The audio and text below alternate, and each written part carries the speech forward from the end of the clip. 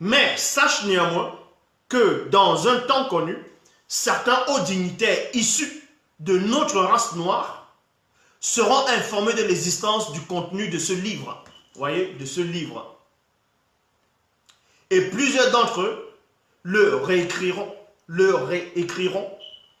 et ces écrits seront des copies, point virgule. Cela arrivera bien longtemps après le grand cataclysme. Donc, bien longtemps après le grand cataclysme, ils ont commencé à réécrire. Ils ont commencé à réécrire l'histoire de Noé, l'histoire d'Enoch. Bien longtemps après le grand cataclysme, ils ont commencé à écrire l'histoire d'Enoch. D'abord en Afrique. Donc, dans la Babylone antique, la Mésopotamie, ils ont l'histoire de Gilgamesh. On parle du déluge de Gilgamesh, ainsi de suite. Ils ont commencé à réécrire. Ils ont mis les noms des déesses, des démons, qu'on veut appeler des déesses, ainsi de suite.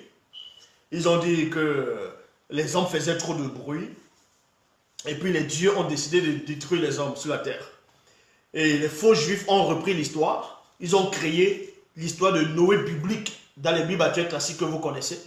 Donc il y a eu plusieurs épopées, plusieurs civilisations, plusieurs récits de déluge en fonction des pays, en fonction des civilisations et des époques. Vu que ça ne les arrangeait pas, ils ont embrouillé, fait des copies.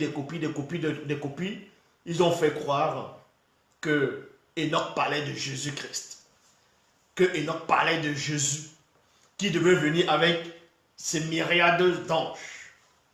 Et on va reprendre ça dans le livre de Jude, dans les Bibles actuelles classiques, où on dit, c'est aussi eux qu'Enoch a prophétisé à ces termes, que Enoch a prophétisé sur Jésus-Christ. Alors que quand vous lisez toutes les versions des livres d'Enoch, ça contredit même la Bible. Toutes les versions des livres d'Enoch contredisent la Bible. Est-ce que vous comprenez? Je répète, toutes les versions du livre d'Enoch contredisent les Bibles actuelles classiques.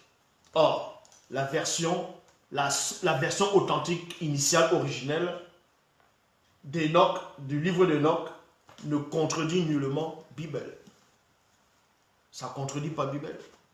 Puisque c'est le même esprit, le même maudit qui a inspiré l'expérience, ce que Doubiset a écrit. C'est le même esprit. Vous voyez? C'est le même esprit. Donc, il arrivera aussi bien longtemps qu'après le grand cataclysme que plusieurs blancs et sans mêlés mettront la main sur les copies du livre de Doubiset, donc Kalata Doubiset, modifieront ses écrits et prophéties et changeront les noms et couleurs, ainsi que les mots, langage, lieu de naissance. C'est ce qu'on voit. C'est ce qu'on voit dans les livres d'Enoch. Voilà. Parce que le vrai Enoch, lui, il avait déjà prophétisé. Doubiset, je veux dire, des centaines de millions d'années, il avait déjà prophétisé. Et sa prophétie est tellement précise que vous allez voir l'une de ces prophéties, en direct, ici, là. Je vais lire, vous allez voir sa prophétie en direct. Et pour finir, ils y introduiront des contradictions, des erreurs et des écrits inventés. Des écrits inventés.